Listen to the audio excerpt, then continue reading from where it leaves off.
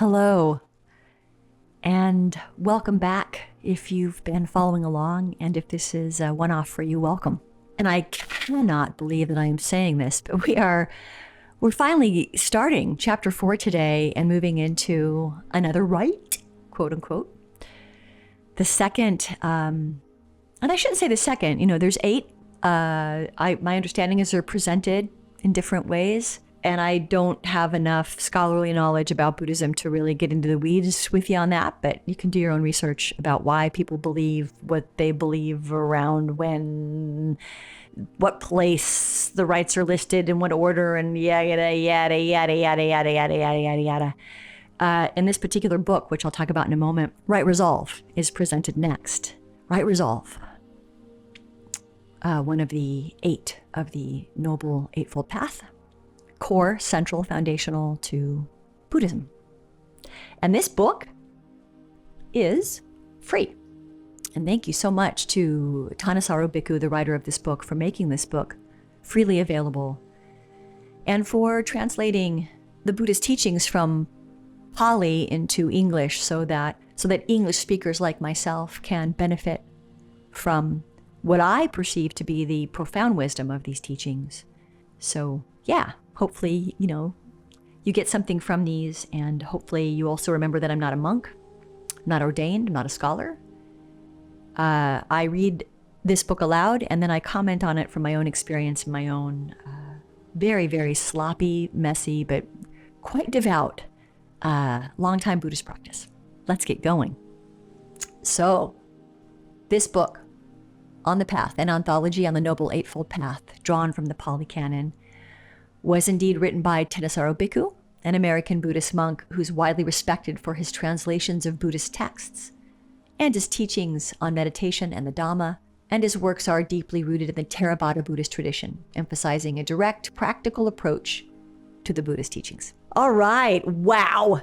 Chapter 4, Right Resolve. And if you are indeed following along in the electronic book, the PDF, then we're starting at the top of page 249, Right Resolve. So per the usual, these chapters, I know it's been a minute because we've been in Right View for quite a long time, but, Ṭhānissaro Bhikkhu starts each chapter, with a kind of a layup, providing a little bit of context for us, and then he migrates into the actual suttas, providing them in English translation.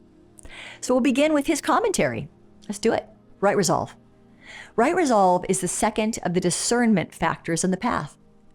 The Pāli term for resolve, sankappa, can also mean plan of action. It is the aspect of discernment related to the will. Although its connotations are stronger and more organized than intention, it's near synonym. If right view is like a map for the path, right resolve is the plan of action based on the information contained in the map. At the same time, however, a plan of action can also determine what kind of information is going to be desired in the map. Right resolve, which on all its levels and in all its manifestations, is the resolve not to cause affliction. And then here he's got in parentheses Sutta 45, and then 141 to 146. So I'm assuming that these are suttas that he's referencing where Buddha has more to say on this. So let me back that up. Right resolve, which on all its levels and in all its manifestations is the resolve not to cause affliction, plays a role in shaping the focus and purpose of right view in just the same way. Given that right resolve is largely a matter of the will, it is also closely associated with the other factors of the path dealing with the will, such as right effort and the sub-factor of ardency and right mindfulness. In addition, the transcendent level of right resolve is actually identical with the sub-factors of directed thought and evaluation in right concentration. And we'll get to that one later. And of course, it supplies direction to the virtue factors of the path as well. This means that it informs and, as we will see, is informed by all the other factors of the path. Mundane right resolve, MN 117, Sutta 48, defines wrong resolve as the resolve for sensuality, the resolve for ill will, and the resolve for harmfulness. In contrast, it defines the mundane level of right resolve as the resolve for renunciation, the resolve for non-ill will, and the resolve for harmlessness. In pairing mundane right resolve against its opposites, MN 117 helps to clarify the meaning of the first terms in each set. Sensuality here has the same meaning as it has in the graduated discourse and in the first type of craving. It's the passion for resolves and plans focused on sensual pleasures. Renunciation means specifically the renouncing of that passion. However, to clarify the meanings of the other two pairs of right and wrong resolve, we have to look elsewhere in the canon. AN 10:165, Sutta 165, helps with the second pair. Ill will and non-ill will, by showing how ill will and non-ill will are expressed. First, ill will, may these beings be killed or cut apart or crushed or destroyed, or may they not exist at all. Then non-ill will, may these beings be free from animosity, free from oppression, free from trouble, and may they look after themselves with ease. AN 6:13, Sutta 369, helps to clarify the third pair in stating that compassion is the escape from harmfulness. Given these definitions, it's clear that resolve for non-ill will is a resolve to develop an attitude of goodwill, and that resolve for harmlessness is a resolve to develop an attitude of compassion. These two attributes are closely related. When developed in an immeasurable way, i.e. extended to all living beings everywhere, they are two of the four Brahma-viharas, or sublime attitudes. Goodwill is a general wish for happiness. Compassion is what goodwill feels on seeing that beings are suffering. It wants that suffering to end. The question arises, why did the Buddha include in the three forms of right resolve two qualities that are so closely related? The canon provides no answer, but a possible answer can be derived by examining how the three forms of wrong resolve relate to the three types of craving that lead to suffering. The resolve for sensuality is obviously related to craving for sensuality. The expression for ill will is an especially unskillful expression of craving for non-becoming, hoping to see that beings will be injured or wiped out of existence. Harmfulness, as the opposite of compassion, would be an unskillful expression of the craving for becoming, hoping that beings who are already in a state of suffering will continue in that state. The fact that these two last expressions of wrong resolve are not entirely separate illustrates the Buddha's statement in connection with the second noble truth, that there is becoming in the craving for non-becoming. Sutta 127. To crave the becoming of one state involves non-becoming for another state. To crave the non-becoming of a state brings about becoming of the state of one who craves. Ho, ho, ho. Looking forward to getting into this one in a moment. In the same way, to crave for the destruction of happiness brings about the becoming of a state of suffering. To crave for the becoming of a state of suffering brings about the non-becoming of well-being. You know, this is a very, very long intro here, and I can just feel my own craving for wanting to talk about this. I am going to talk about it a little bit here, and then I'll proceed. But, you know, he's still outlining, he's still presenting, he's talking to us, he's laying up the suttas for right resolve. This is delicious. Oftentimes, right resolve is, or if you ever hear the idea of right intention, that would be comparable to right resolve. And again, I'm not a scholar. You know, I've heard people say right intention is not the correct, you know, whatever. Okay, but this is right intention, right resolve. Think about what he's saying here. So I'm going to back up the truck just a little bit and just do a little bit of commentary up to this point. I'm going to say this out loud to myself here so I don't forget that I have just stopped reading at I've already forgotten, but I believe it's at the top of page 251. And so let me just do a little bit of commentary here on what's already been said as Ṭhānissaro Bhikkhu sets this up.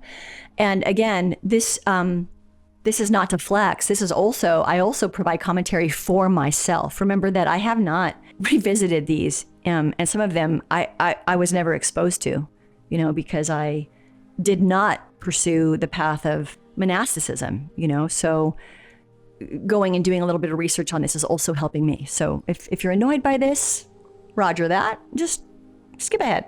But I want to do a little commentary on what's already been said. So I really do understand why kind of tangential Buddhist ideas in the West look the way they do. Kind of keeping an emphasis and a focus really on cultivating these ideas that right resolve encourages us to cultivate so that we can stay in right resolve over the long haul, the time that we have on this earth ball, however long we're here on this planet, alive, and, however long our life is where I'm going with all of that. I mean, it's the remedy, right? It's the medicine. So I really do, I greatly appreciate that. Taken out of context, it's pretty hard to cultivate it over the long run. It's pretty hard to maintain right resolve without right view, to my view. Where right view can really be helpful, I find, at least it has proved quite helpful in my practice, is when in cultivating right resolve and doing my practices that I do every day to recommit to right resolve, where right view serves me quite tremendously is when my past and my fabricated conditioning, the conditioning, when what's familiar but doesn't serve me or anyone else for that matter arises, those kinds of stories. When they arise, sometimes I'm aware of it, sometimes I'm not, sometimes it's a response, it's a reaction to nervous system dysregulation, but wherever it's coming from, whatever it is, what right view does for me here is it provides that reminder, hey Sarah, we're all conditioned. It's all fabrication. Open your heart. It's a reminder, Anyway, yeah, let's get into this, right resolve. So, Sankappa. This is not about mood regulation in Buddhism, or your attitude, or, quote unquote, just be kind. That's not what it is. I mean, maybe that's what it's become in the West, but that's not Buddhism.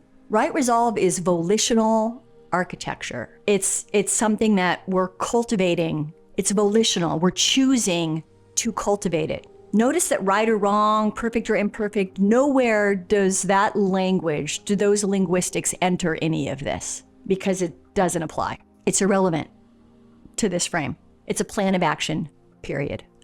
Get out of the way. Get out of the way. Knock it off. Just get out of the way. It's a plan of action. And any thought that you're dwelling on that's standing in the way of your plan of action is not serving the plan of action and can be set aside. The reason why we can't set it aside is because we're attached to the story. Well, then I would recommend that you go back and you look at right view. That's why right view is always first in the path. If we don't really get right view, we're not going to get the rest of it. I'm not saying you need to get it. I'm just saying you won't get it if you don't really understand right view. I mean, really understand right view. Really get it of what he's actually saying there. What is he actually saying in right view? He's telling you where suffering comes from, period. There's no judgment. And if you practice, you will see for yourself the truth of it. Today in the West, we call it intersectionality. Fine. This was intersectionality 2,500 years ago. It is the reality of Homo sapien, period. Right resolve tells us what we can do with it. What can we do with that knowledge? Great, so now I know. Now what? I think oftentimes where I realize this is ironic given that I have a doctorate in this field, but I'm not always a big fan of psychology. I am and I'm not, I have a love-hate relationship with the field, my second career, which is not to say that I'm out of education, because I'm not, just I'm making something new with the help of other visionaries who are also making new things. I think sometimes psychology tells us where it all comes from, but doesn't give us a path. It doesn't give us any kind of real, well, it depends, I guess, right? It depends on the kind of therapy. Talk therapy, I don't know how I feel about talk therapy. It certainly helped me a lot in my life, and I'm so glad that I had it. I think it can be really powerful. It certainly played a very powerful role in my life. There's, again, I have a long history with 12 steps most of my life. There's an idea in the 12 steps, I can't remember where it falls in the big book, but self-knowledge avails us nothing. So what does that mean? On this level here, and again, we can only really see this for ourselves if we really get right view. Right view is, in a sense, saying the same thing. The psychology, the kind of psychological relationship that we have with our fabricated state on a certain level matters none. It matters not. Unless it's serving you in some way and moving you a little bit closer to right resolve, moving you a little bit closer to generating compassion. For me, it had to begin with myself, and then I could extend it to others. I've heard that for some, it helps them to begin with others, and then they can extend it to themselves. There's no right. If anybody tells you they're right, run the other way as quickly as you possibly can. Don't understand what I just said? Go back and listen to the earlier episode or previous episodes. So we're not renouncing objects, or maybe people are. I think I've mentioned before that I chose to not have children. The decision, the kind of angst that I went through when my body knew it was running out of time and all my maternal instincts were kicking in. It was more of a recognition of the psychological relationship that I had built up around having a child, and that it wasn't really healthy. I didn't think. I thought to myself at that time, if I can't find a way to make peace with this, then I don't know that I would be a particularly good parent. And I also look at the world, and I am not nihilistic, not by any measure, but I'm not attached to the world. Probably because I'm Buddhist. I realize that there are going to be some people who listen to this and just think this is evil. I can't help you with that. That's yours. I'm Buddhist. I'm not attached to this life particularly. I can't help it. I've seen too many things. Can't go home again. So to my view, it felt natural to not have a child. This is not to say that I think, I don't have opinions about what women should do. It's none of my business, and quite frankly, it's none of yours either. Not from where I'm standing, so watch out.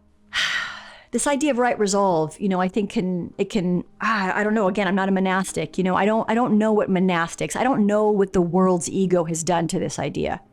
I've certainly never lived in a monastic environment. I don't know what it looks like to live in all of that. Okay, I don't know. And I don't really understand what that has to do with Buddhism. I don't know. So I'm not going to speak to it because I don't know. Renunciation is, from my understanding, kind of letting go of the passion that we have, the passion that we have all built up around sensuality. So my understanding is that and I know somehow we found our way over to renunciation, and I know that we're on right resolve, but I mean, renunciation in Buddhism is an aspect of right resolve, and I think it's one that, to my view anyway, is, once again, it's sorely misunderstood. So renunciation is not a lack of desire, it's not an aversion, to desire. It's not an inability to feel the archetype, the maternal archetype. It's none of that, not in Buddhism. It's none of that. It's the conscious turning away from a potential becoming. Because you see, it's fabrication and the cost of that fabrication. The outside world may or may not judge you for it. Their views are irrelevant. It's not theirs to judge. It is a decision that you made. It is a decision that I made in my particular practice to see the fabrication and cost of that particular kind of largely culturally created form of clinging. I feared that I would create more suffering in a child. Now, you may not like that, especially if you're a Christian. You're not. That's fine. I don't look to you for approval. You're not where I get it from. But that is why I made the choice that I made. And that's actually probably why a lot of people who practice Buddhism that don't have children made the choice that they made. If they're really practicing Buddhism, they're not judging you for having children. They're practicing their particular interpretation of the path. Yeah, once again, the Buddha himself said, this path is not going to be for most people. So yeah, if it's creating too much cognitive dissonance, don't rewrite it to suit your needs. Just maybe go pick something else. Something that doesn't produce so much cognitive dissonance in you, Yeah, because there's a lot of different maps out there. Lots of maps. Remember, it's all fabrication from where I'm standing. This brain, this perception of reality. I mean, I drank the Kool-Aid, man. All I mean by that is through doing lots of hallucinogens and meditating for 25 years, I really believe in this stuff. I really believe that everything is fabricated. It's not like I'm just saying words to get more clicks or likes. No, I actually believe all this stuff. I actually make all my decisions from this stuff. So I don't know. That's just how it is. It's why I kind of like to try to tell people, especially since I left my last job, it's like, hey, we're living in some interesting times. And, I live in the West, and I've noticed that I've become much more vocal about my, if you want to call it religious, you do whatever you need to do for yourself. My particular choice to follow a Buddhist path, I'm much more vocal about it. I figure, hey, if people at least have a context for me, then at least they'll maybe get out of my way. They'll stop trying to convert, they'll stop doing all the things, stop trying to, create arguments and producing more friction and producing more fabrication. It gets a little tiring after a while, so you can just kind of turn away from it. Remember, we do need to remember that although it's a great idea to cultivate mindfulness in co-regulating with others, it's equally as important to cultivate discernment. Unless you not garner or gather or determine your discernment based on the whimsy or the views of another. Best you see for yourself, as the Buddha advised, and let that discernment come from that place. Anyway, I don't really know if that even, I feel like I'm just already just kind of like going off the rails.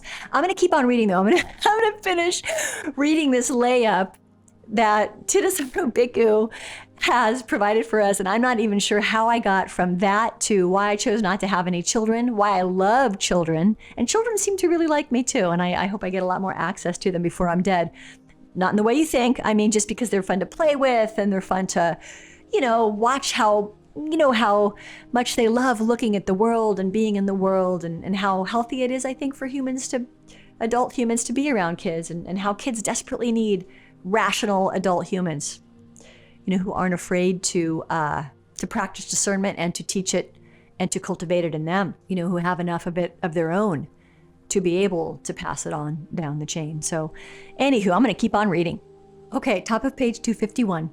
For instance, you can analyze a sensual mood in terms of how it relates to 1, the way you breathe, 2, the way you are talking to yourself about your sensual desire, and 3, the way in which the mood is inflamed both by A, unpleasant feelings of irritation at not getting the object of your desire, and by B, perceptions of the attractiveness of the object of your desire, of the desire itself, or of both. Having analyzed the sensual mood into these terms, you can pull yourself out of that mood by altering all of those fabrications, breathing in a more calming way that helps to disperse the feelings of irritation, talking to yourself about the drawbacks of the desire and of acting on it, and altering your perceptions to show that neither the desire nor its object are as attractive as you thought them to be. To help in this last step, the canon provides many recommendations for how to perceive the body as unattractive, such as imagining it divided into its various parts, or imagining what it will be like when it dies. Sutta 258, along with many analogies and reflections that give you a fund of perceptions to remind yourself of how sensual desire disturbs the mind and blinds you to the real nature of things. Sutta 151. At the same time exposing you to dangers and disappointments. Suttas 149 through 150. Right View provides similar guidance for developing the second and third forms of mundane right resolve, a heart of goodwill, and its corollary, compassion. To begin with, the teachings on karma show why your own well-being requires that you maintain goodwill and compassion for all. If your goodwill is only partial, you can't trust yourself to act skillfully when faced with difficult people for whom you feel ill will. For this reason, when you extend goodwill and compassion to others, you do it not because they deserve it, but because you need it as a form of protection against your own unskillful urges. This is why Sutta 156 states that you should protect your goodwill as a mother would protect her only child, even with her life, and why Sutta 157 recommends developing goodwill even for bandits who have pinned you down and are trying to saw off your limbs. In other words, don't let anyone's actions damage your goodwill, and hold your goodwill as more worthy of protection than even your life. And that comes from SN 10:4, Sutta 159. SN 10:4, Sutta 159 also states that mere mindfulness is not enough to overcome enmity with others. For that, you need to develop an attitude of harmlessness, compassion as well. Second, the teaching on karma also explains what it means to have goodwill and compassion for others, because their well-being will depend on their actions. True goodwill and compassion means wishing that they will know the causes for true happiness and be willing and able to act on them. To whatever extent you can help them in this direction, you are happy to help, but you can't take ultimate responsibility for their happiness. The Canon's expressions of goodwill illustrate this point by going beyond the mere wish that others be happy to the wish that they be capable of creating happiness in themselves through their own skillful efforts. May these beings, ellipses, look after themselves with ease. And that comes from AN 10:176. Quote, let no one deceive another or despise anyone anywhere, or through anger or irritation, wish for another to suffer. And that comes from KHP 9. Because the happiness of others is ultimately outside of your control, the Brahma Viharas also include the practice of developing immeasurable equanimity to cover cases where you would like to see suffering end. But for reasons of karma, it can't. Let me read that to you again. Because the happiness of others is ultimately outside of your control, the Brahma Viharas also include the practice of developing immeasurable equanimity to cover cases where you would like to see suffering end. But for reasons of karma, it can't. So I hope you might consider really marinating in that idea for a while, if you're serious about practicing Buddhism. Equanimity in these cases allows you to preserve your energy, to focus on areas where it will be more productive. We've talked about this before, or I should say, Ṭhānissaro Bhikkhu has, because the Buddha did. Third, the teachings on the three forms of fabrication reminds you that goodwill, like ill will, is a fabricated state of mind. Universal goodwill is no more innate to the mind than is universal ill will. This is why Sutta 156 states that the development of goodwill is both a determination, something you have to will to happen, and a form of mindfulness, which is another one of the rights we'll get to later, something you have to keep in mind. More specifically, the teachings on the three forms of fabrication give precise instructions on how to replace ill will with non-ill will.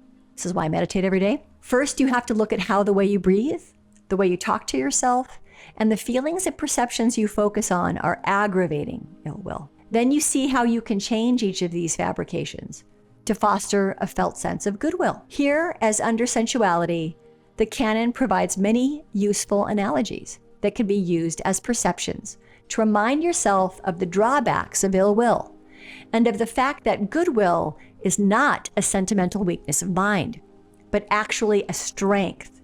And that comes from Sutta 157, or it's talked about in Sutta 157, and a strength that you need to foster for your own well-being. And those sentiments are discussed in Sutta 159. Lessons for right view. In response to the guidance that right resolve receives from right view, right resolve also gives focus and direction to right view. We have already seen how resolve for renunciation as part of the graduated discourse puts the mind in a position where it is prepared to accept and adopt transcendent right view. The resolve for renunciation also makes it easier to abandon sensual craving, in line with the duty of the second noble truth. At the same time, the contemplation of the body, that is one of the tactics used to overcome sensuality, gives hands-on experience in dealing with the power of perception as a mental fabrication. It also alerts right view to the way in which the mind can choose its perceptions to foster unskillful mind states, even when it should know better. This alerts you to deeper undercurrents that have to be dealt with if you want to put a genuine end to the craving that causes suffering and stress. And I think this is a really, really, really important idea here that I certainly have just hammered a lot in this podcast. And I will continue to hammer it. And I am a hammer. Anybody who knows me, I'm a fucking hammer. But in all seriousness, goodwill is a determination that we make.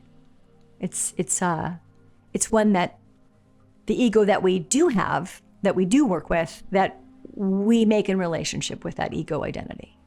It's ours. Goodwill does not mean reframing harmful behavior is not harmful. Okay, it does not mean recalibrating your perception of abuse, of harm. That's not what it means. I would argue that if you've been coming up in any kind of spiritual community and you've had any kind of leaders try to convince you that it's on you to reframe that it's your job to reframe that, that's manipulative. And I encourage you to leave that community immediately. Do not look back, practice discernment. You are above that behavior, above that sentiment. What do I mean by above? You can discern. You know better. You know that framing is manipulative and is not what the Buddha taught. So we're not denying karma. We're not denying harmful behavior. We're not reframing it to be something other than what it was. Harmful behavior. We're not pretending and imagining that everyone has good intentions. They don't. We just read why. We've been reading why for many months, No. Not everyone has good intentions. It's not their fault. That's what I would argue, and I'll go to the mat for that. All of those are perceptions, and they would be wrong perceptions to the Buddha's view. Remember, we're talking about Buddha's map here. We're not talking empirically speaking, we're talking about what this guy had to say about it. So, to my understanding in Buddhism, this idea of goodwill that we're generating with right resolve, this idea of right resolve to generate goodwill, genuine goodwill, unambiguous goodwill, unconditional goodwill, unconditional goodwill. It doesn't mean that, discernment is simply an accurate appraisal of behavior. We can see that it's the behavior that's unskillful. It's the behavior that's hateful, not the behavior, not the one doing the behaving. Because we see it for what it is. We see it as codependently arising and dependently co-arising. You can hold boundaries. You can walk away. That's all part of discernment. Giving everybody is pure and good hall pass is not Buddhism and would not be accurate. But we're also not blaming. We're practicing discernment. Anything else, to my view, is just lying to yourself. A lie for mind left unexamined produces naive conjectures. Well, I'm going to keep on reading. Let's go. Lessons for right view. In response to the guidance that right resolve receives from right view, right resolve also gives focus and direction to right view. We have already seen how resolve for renunciation, as part of the graduated discourse, puts the mind in a position where it is prepared to accept and adopt transcendent right view. The resolve for renunciation also makes it easier to abandon sensual craving, in line with the duty of the second noble truth. At the same time, the contemplation of the body, that is one of the tactics used to overcome sensuality, gives hands-on experience in dealing with the power of perception as a mental fabrication.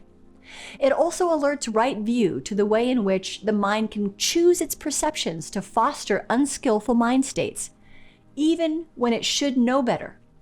This alerts you to deeper undercurrents that have to be dealt with if you want to put a genuine end to the craving that causes suffering and stress. So I realize I'm already jumping back in with my commentary, but this is just, I hope that if you're reading along that you'll maybe reread this paragraph a few times, maybe hit pause, just take a moment to really consider what is being said here. So once again, right view is pointing to something for us that's really important here. It's pointing to why renunciation matters, and we'll get into that in a moment. And again, remember, this is through my lens, my not ordained lens of what I understand renunciation meant, and I believe. And again, remember, I use robot, so if this is a one-off for you, yeah, I use AI. I do. I study it. I use it. You can listen to other episodes to kind of glean more info about my feelings about AI.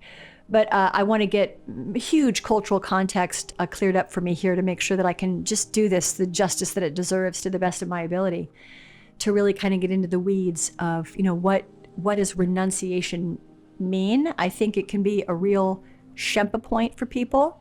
It can savor, especially, if you've come up in more maybe authoritarian approaches to religion and you're quote unquote recovering, because I've heard people describe it that way, from that, then this idea of renunciation can feel maybe a little bit triggering. That's what I mean by Shempa. You're getting hooked, you're getting triggered a little bit. It savors, it's tapping into earlier, anyway, blah, blah. So, but it is important and it does matter, this idea of renunciation. Right view explains why ill will is harmful. It explains why living aligned in a harmless way, why that's actually kind of like a bulletproof vest. It's protective in nature. Right resolve is taking its justification from right view. And again, I think that's why it's really important to just spend a little time with it. It's why it's really important to not take any of these out of context. They inform one another. It's also suggesting that right resolve really sharpens right view for us. And I find that to be true for myself in my own life. So as I've mentioned, I'm, in my early 50s, and I've been practicing and kind of been sort of quietly living vis-a-vis this lens since my early 20s. From my experience, this is true, that right resolve sharpens and deepens how I encounter right view.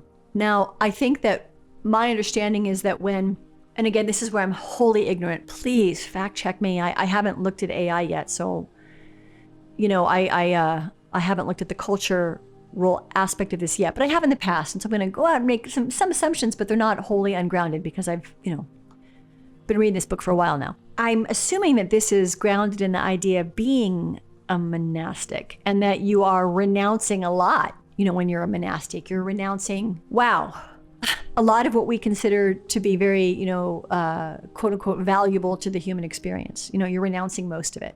This is suggesting when you actually do it, not just think about doing it, but when you actually renounce something yourself, you begin to see how the mind fabricates. You see it for yourself in a way that renunciation point becomes the mechanism by which you can see it playing out for itself. I know that's very true for me, going back to the decision to let my clock move on by without me engaging with it and not having children. So I get to look at that, and it becomes phenomenal. I use that word a lot because it almost becomes experiential data. Now when I catch myself, shaming myself, holding views that I'm not a real woman, I'm not a whole woman, really social narratives that have been imposed on me without my permission, without yours either, women out there that don't have kids. And so then I watch the suffering. That the whole interdependent gestalt plays out in real time within my own mind, and it reiterates what right view is saying to me. It's almost like they fortify each other. It becomes almost like a game. It becomes a mechanism, a game. I like the word game, a game. When you use the word, for me, when I use the word game, it lightens it up. It just takes all of the juice right out of it, just kind of not detachment without compassion, not at all. Detachment like I don't need to be a slave to my mental fabricated state right now. Can I step back from it? Maybe even have a little fun with it. I remember there were absolutely days where I was in just profound spiritual pain around not having a kid. Some might say that was God talking to me. They have that right. I don't practice that. I practice Buddhism. For me, it was this opportunity to deepen the notion of renunciation. What am I giving up? What? My legacy? Whose legacy? And then it comes down to questions about who's the baby making for? The baby or me? If the baby is me making, then I don't want the baby. And now I've tapped into robot, and according to robot, we're getting into territory that is something I don't even really feel comfortable talking about because I am wholly outside of my depth and I have had virtually no teaching training in these ideas. So I'll just say this. I'll tell you what Robot has to say about this to expand this out a little bit more before we continue on. And then I'll just say that, yeah, I don't do more than one book at a time. That's just not how my brain works. But I'm looking forward to sinking even deeper into these very, very esoteric ideas. Anusaya, latent tendencies. I love that. This makes a lot of sense. Asava, fermentations. Once again, makes perfect sense, right? That if we've got these patterns of fabrication, right? We have these patterns of thinking, these patterns of perception that have been in play, in operation. Put the needle on the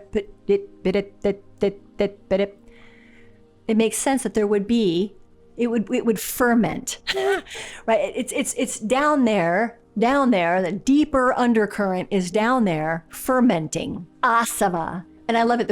Here's what the Robot calls it: the subterranean engines of craving. Oh man, delicious, Robot. Well done, Sal. Subterranean, AKA unconscious, subconscious, may not even be cognizantly aware is operating in one's life. So right resolve can kind of reveal that machinery to us, not as an opportunity to proselytize ourselves when we don't meet the quote unquote right resolve metric. In the West, we're so deterministic. We're so like, where's the carrot? Where's the carrot? There is no fucking carrot in Buddhism.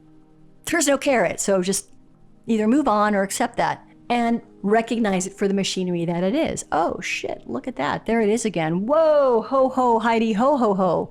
There goes my mind trying to produce narratives that will, right there it goes. Look at that. And if we don't have anything to renounce, then we will continue to operate in go to my death, my spiritual, metaphysical, psychological, physiological, egoistic death to protect the ego. You'll just continue in that because you haven't introduced any mechanism to observe it. So why wouldn't you continue to do it? Phew, I have no idea.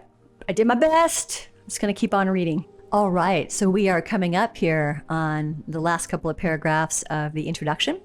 And I think I'll stop there for this episode before we actually get into the readings, the suttas that Ṭhānissaro Bhikkhu pulled to address right resolve. But let's get back to it. I'm not going to lie. I don't quite remember where I left off. I highlight a little section here, so I am just going to go with that and hope that it's right. Lessons for right view. As for resolves for non-ill will and harmlessness, they are factors that focus knowledge of the principle of karma onto the problem of suffering. It's one thing to know about the principle of karma. It's something else to see that the best use of that knowledge is to eliminate suffering. If it were not for the Buddha's own goodwill and compassion, he wouldn't have made the solution of the problem of suffering the centerpiece of his teaching. Transcendent right resolve. MN 117 defines transcendent right resolve as the quote, the thinking, directed thinking, resolve, mental, fixity, transfixion, focused awareness, and verbal fabrications of one developing the noble path whose mind is noble, unquote. We will unpack that in just a little bit. These terms appear to correspond to the sub-factors of directed thought and evaluation in the first jhana under right concentration. This observation is supported by the statement in MN 78, Sutta 164, that the first jhana counts as the highest skillful resolve. This jhana is directly related to right resolve in that it's a state of mind secluded from sensuality, and it embodies your resolve for your own well-being. This last point is shown in 3 suttas describing how right resolve develops from the mundane to the transcendent level. MN 19, Sutta 161, shows how once mundane right resolves are strong, you realize that there would be no danger in thinking thoughts based on right resolve for long periods of time, aside from the fact that constant thinking tires the mind. Out of goodwill for yourself, you then incline the mind to discontinue that thinking and to find rest in the first jhana. Okay, so gonna try to unpack this for myself, most assuredly. Sort of kind of a line by line, because that really helps me a lot. So kind of revisiting, just kind of going back here and taking a look at the top of where I began reading. As for resolves for non-ill will and harmlessness, they are factors that focus knowledge of the principle of karma onto the problem of suffering. And talking about it, it's one thing to understand, theoretically, the idea of karma, but it's another thing entirely to really appreciate, to see for oneself what can be done with that knowledge, how radical it is, how radical it is, really. If you not only cognate that idea, but you can actually put it into service. So resolve for renunciation, kind of already been talking about that. Talked repeatedly in this podcast about my struggles since I was a child with addiction, how I don't do it perfectly, how I also don't beat myself up, and I hope that you don't beat yourself up. And it also explains why people who are ordained, right, people who choose a monastic life, it's why they are renouncing what they are renouncing. It's why they shave their eyebrows and their hair off. It's why they wear the same thing every day. It's why they eat whatever's given to them with no complaining. Renunciation, dedication to renunciation, resolve, right resolve. Resolve for non-ill will. That's a potent suggestion. I think anytime you premise anything with, I will have resolve, I resolve, it implicitly holds potency. Think about again, what does resolve mean? I resolve. I resolve. I intend. I resolve for non-ill will. It's on us to make that resolution. So rather than waiting for outside conditions to change to accommodate our desires, no matter how kind and humane and good-hearted and good-willed those desires might be, if we're waiting for that, then we're not actually resolving for non-ill will, because our so-called resolution is conditional. No, I only wish you no ill will if you make me feel the way I want to feel. If you don't behave the way I don't want you to behave. That's the only way you're going to get any no ill will from me, brother. Okay, that's a way to do it. I encourage you to go back and look at the word resolve and contemplate what it means. Resolve for harmlessness. Resolve for harmlessness. Are you resolving for harmlessness? Are you sure? This is something that I have to battle with myself. I don't like the word battle. I speak openly in this podcast about working with anger. And I have 25 years of working with anger, so I have a lot of tricks up my sleeve now, right? They all come from Buddhism. Not all of them. Not all of them, not at all. I've gotten so many marvelous tricks from so many places. The 12 steps, therapy, friends, community, life kicking the shit out of me over and over again, just like it's going to kick the shit out of you over and over again. But yeah, a lot of them come from Buddhism, this one right here, a resolution, an intention for harmlessness. This is a big trick that you can have in your arsenal to bulletproof your life. You want to cling to something? Fine, cling to this. A resolve for non-ill will and a resolve for harmlessness. There you go. There's something you can cling to. I don't know how the Buddha would feel about that. And I'm kind of saying that cheekily, right? We don't want to cling to it, but if you really want to make something primary, if you want to put it in the forefront, the foreground of your perspective, your perception, well, then you better resolve it. You better be resolute. Well, how do we be resolute? Well, it kind of begins with self-awareness, doesn't it? It kind of begins with, well, what's in my mind? Am I laying back and letting my mind do whatever it feels like doing? Or am I taking a little bit more of an active role about what's in my mind? Anyway, so they're the factors, that focus this knowledge that the Buddha was, he was saying, hey, I had this experience and I'm going to pass it on. And it's the principles of karma, to my view, is what he's saying. Anyone can learn that karma means actions have consequences. Anyone can learn this. It does not require a PhD. It does not require an Ivy League education. It does not require being in the good old boys club or the good old girls club. Anyone can learn karma means actions have consequences. It is universal. It is wholly accessible. Okay, so yeah, let's see. Let's take another little section of this here. So then he gets into, talking about MN 117. The thinking, directed thinking, resolve, mental fixity, transfiction, focused awareness, and verbal fabrications of one developing the noble path whose mind is noble. What?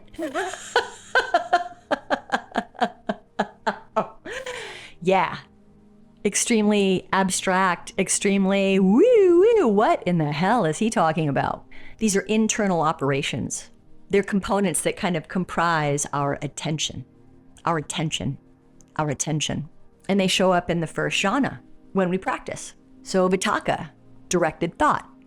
If you've seen any of my, or anybody out there at all that maybe has a YouTube video, right? Or a channel that is practicing Buddhism, and maybe it's a YouTube video that is providing instruction. And you're not going to hear the word jhana a whole lot in a Western Sangha, but it's talking about basically it's talking about kind of the first step to meditation in Buddhism, the way that we meditate in Buddhism. Again, there's no dualistic framing here. Something's better, something's worse. No, I'm talking about how we meditate in Buddhism, directed thought. So for me personally, there's a couple things I do when I meditate. As I've mentioned in the past, right now for the past year or so, I've been incorporating an 11-minute Kundalini Kriya. I can't remember what the Sanskrit, I think it's Sanskrit, right? Sorry if it's not. Sorry, I'm quite ignorant. My apologies. But it's liberated heart is what I think it's called in English. And, and that requires concentrated thought. It requires directed thought. When I'm done with that, I then slip into my usual typical practice of beginning with concentration meditation and moving into Vipassana. And both of those require focused thought. Vitakka, directed thought. Vicara, sustained attention. So we direct our thought somewhere and then we hold it there. So if you've ever done a body scan with me or you've done any of my public events, then you know that we play with this.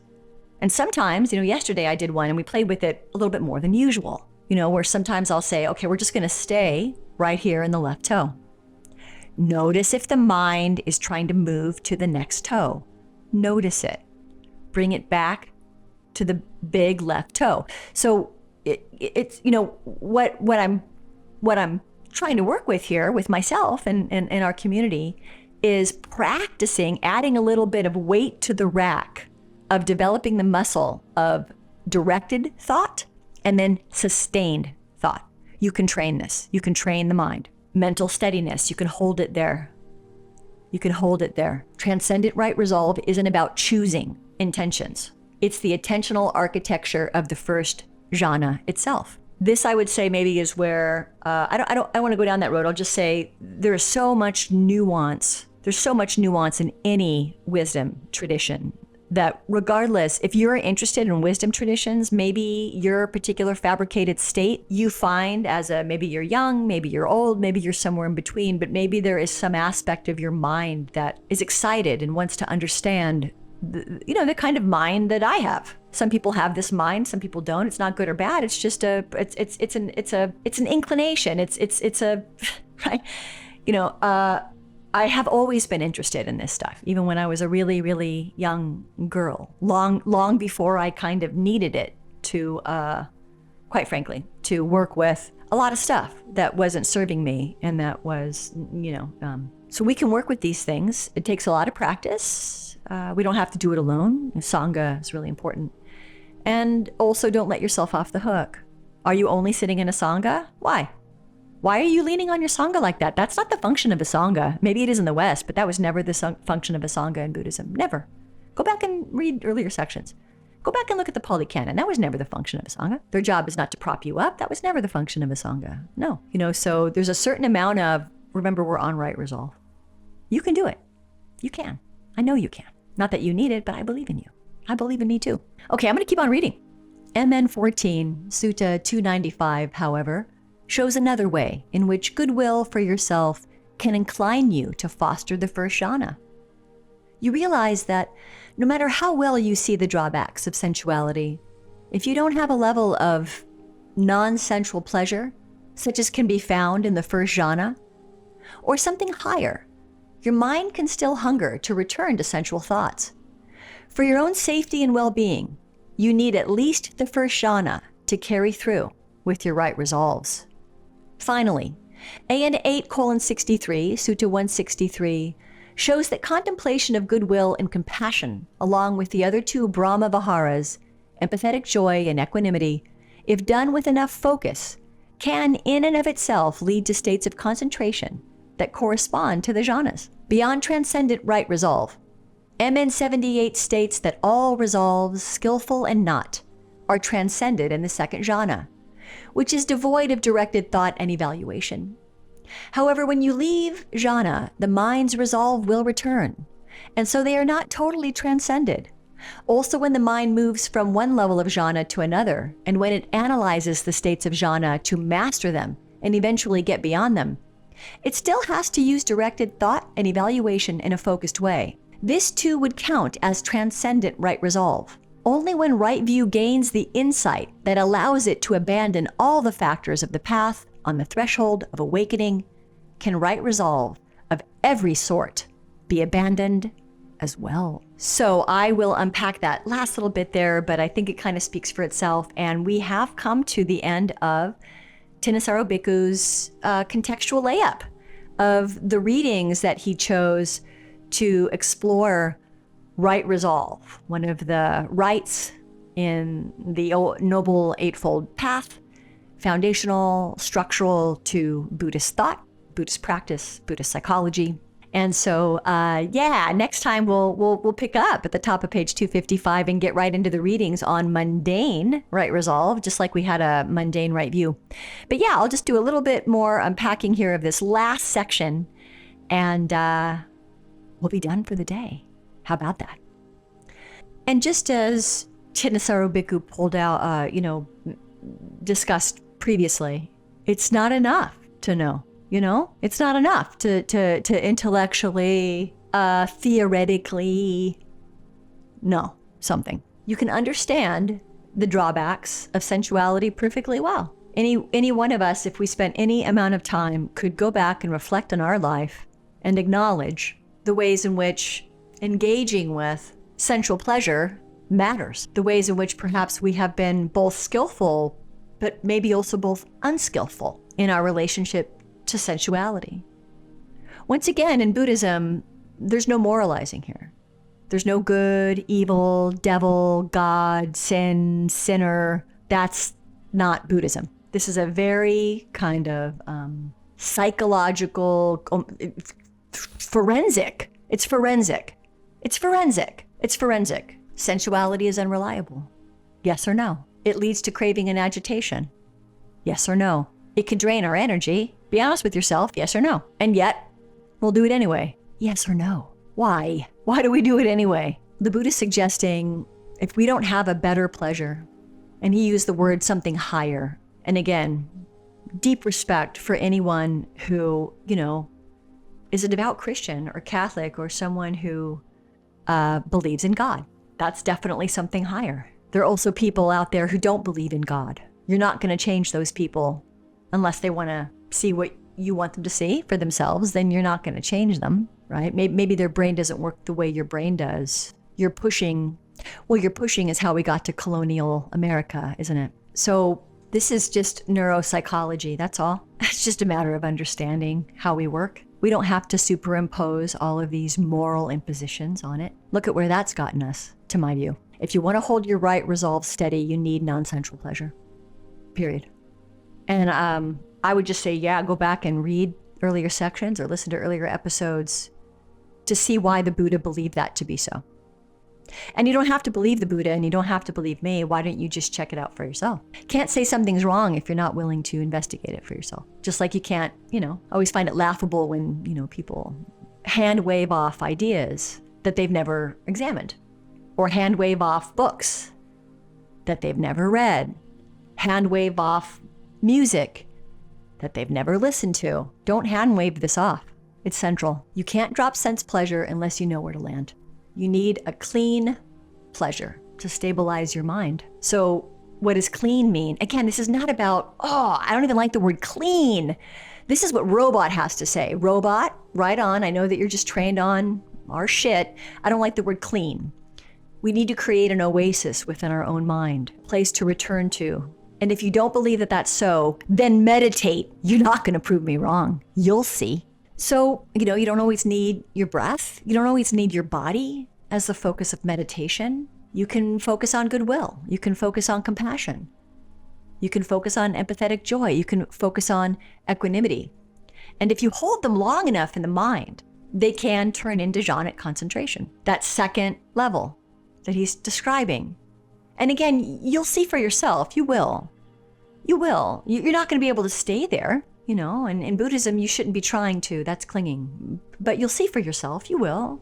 In Buddha's view, goodwill isn't just about being moral or being good. It's a path factor in Buddhism. And if taken seriously, it can become the unification of mind. We're all one, right?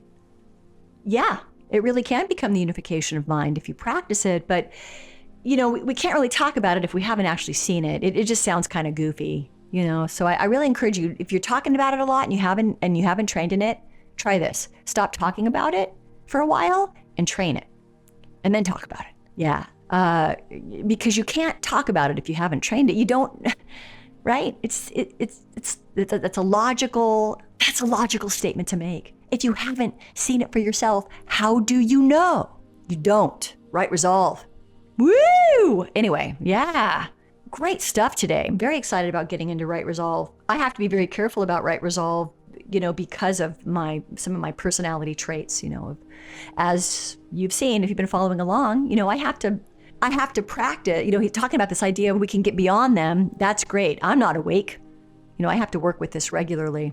And right resolve is a huge Shempa point for me because I've used my own false belief that I'm in control to regulate my state for so much of my life. It was such an excellent coping mechanism that today, as an adult who doesn't take marching orders from anyone, I get to, unless I decide to, I get to work with this. I get to work with this right resolve, and notice when I'm moving into authoritarian behavior with myself or with others as a default response to feeling like I'm having my autonomy targeted.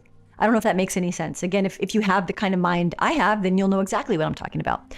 So this is where, right resolve, I have to be mindful to not, become too rigid,